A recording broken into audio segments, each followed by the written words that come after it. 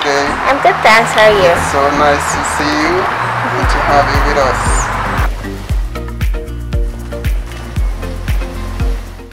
The first time I met my wife, it was at a nightclub in Birmingham. It was one of those clubs where kind of a mixture of all the different groups of culture in Birmingham.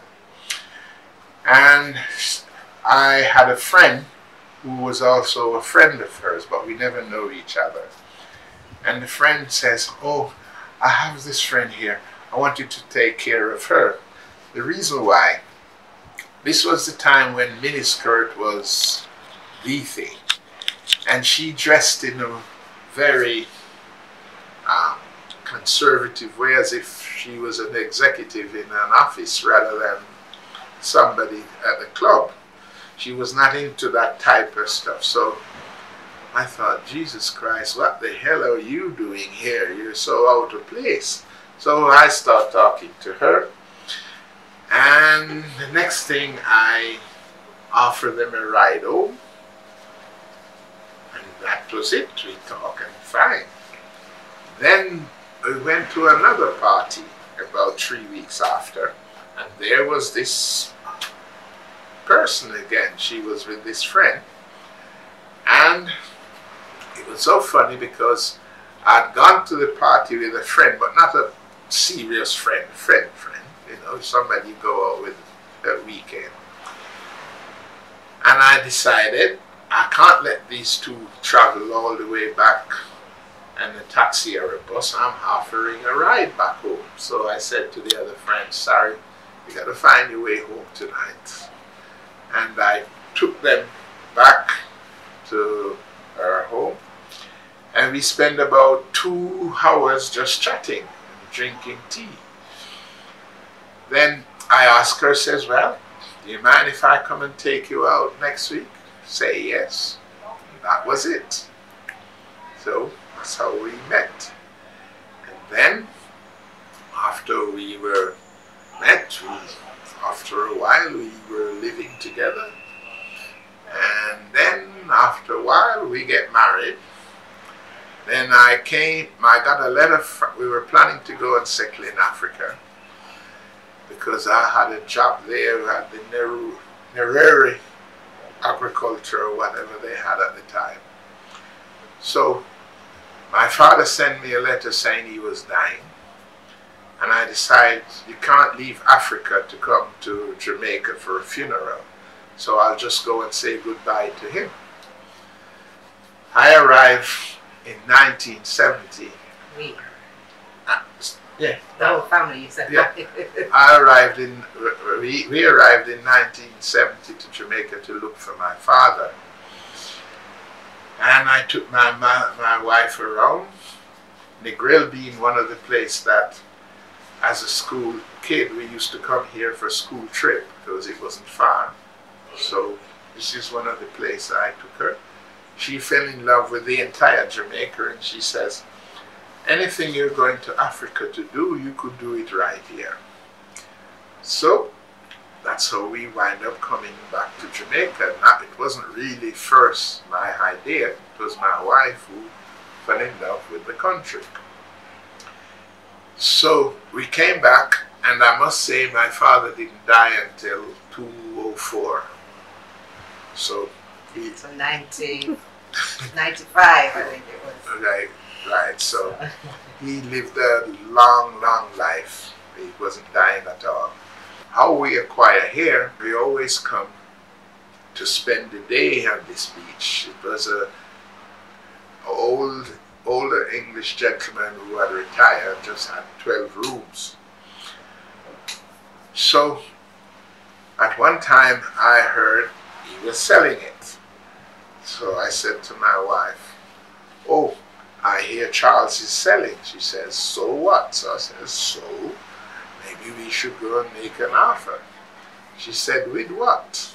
She says, "I don't know, but we just have to make an offer because I like the way the land was situated. It was square, deep, just perfect." So we came, and I says, "I come to make you an offer." maybe one that you can't accept, but I'm going to make you an offer. I made him an offer, and he just laughed at me, took out a bottle of wine and says, let's have a drink. Then he said, I'm going to make you an offer. And he made us an offer. And in the end, we arranged for deposit. We again went back to the bank. The bank agreed to lend us the sum to buy this property because of our track record, and we have a bit of deposit. Just so we came back, and Charles says to me, what's the interest they are going to charge you? I think at the time it was something like 8%. And he says, and they're going to give me 5 or 4.5 or 5. I say yes. So he says, why don't we help ourselves? Why don't we split the difference in half? So you're going to give me, I think it was 6.5, and I get an extra 1.5%, and you save yourself 1.5%. And that's how we acquire this property. And then we just started a little bit at a time, and slowly we paid him off. I mean, and I must say, during that 3-year period that followed, we did not have a vacation. We did not have hardly a running vehicle. I don't think, my wife definitely didn't buy a new dress, didn't buy a new pair of shoes. We spent 0. And we paid off Charles his loan that we borrowed from him. We were able to do it in 3 years. And we remained good friends until his dying day. And that's how we wind up having Charela. What we've done, the first thing, as I said, my wife was a great cook and she loves a restaurant. So the first thing we built was the restaurant, which was just a 1-story building. That's all we could afford. And then after that, the next improvement, about 2 years after, we built what we just showed you as a family unit. And as soon as we get over that, we again borrowed more money. We were always borrowing money, by the way.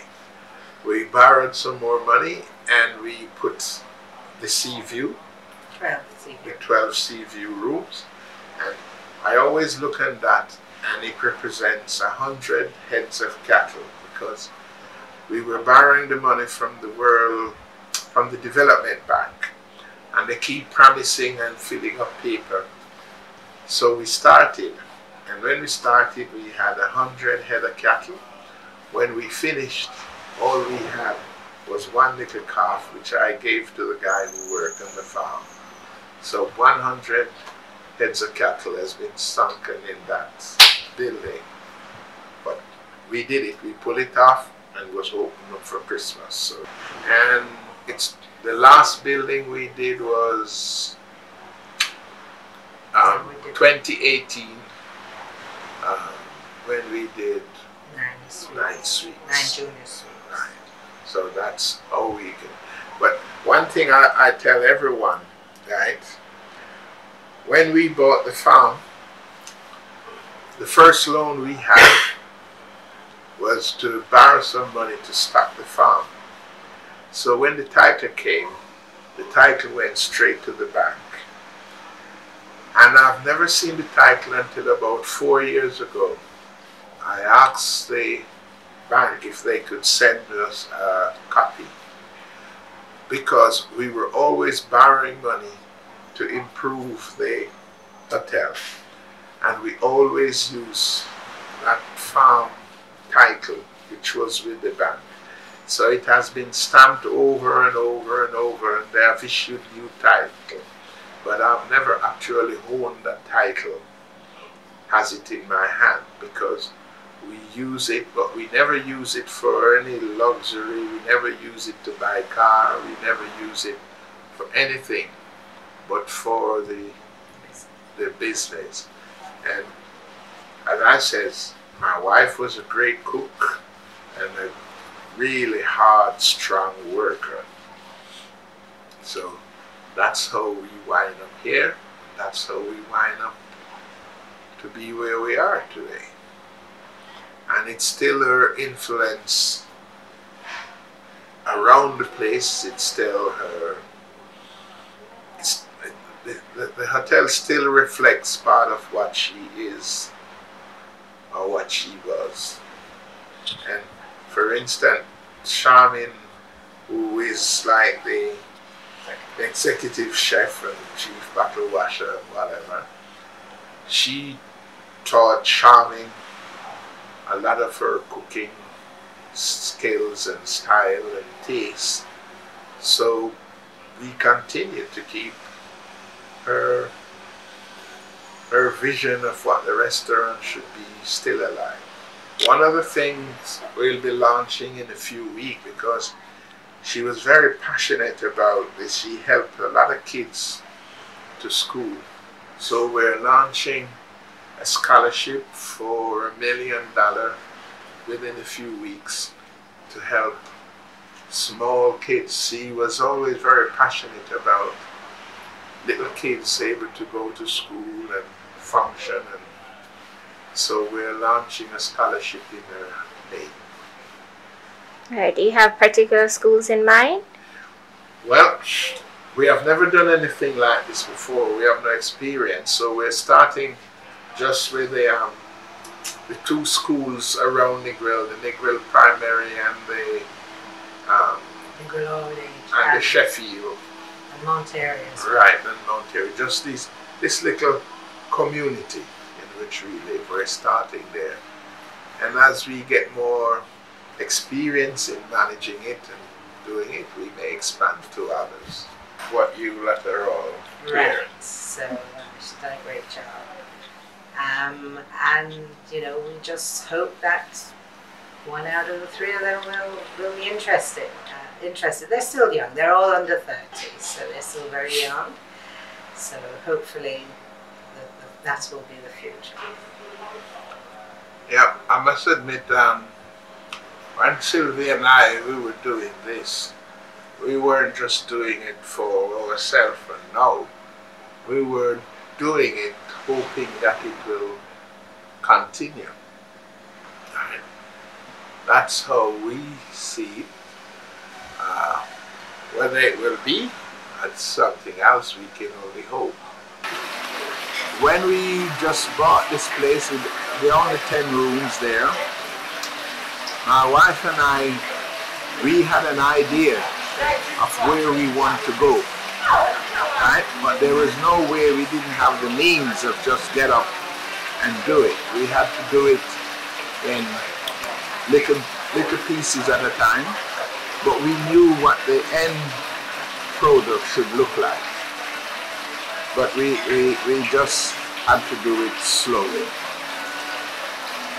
And my only really big regret is that she had to leave just when we've got it all together. The finished product, she wasn't able to enjoy it as long as I have.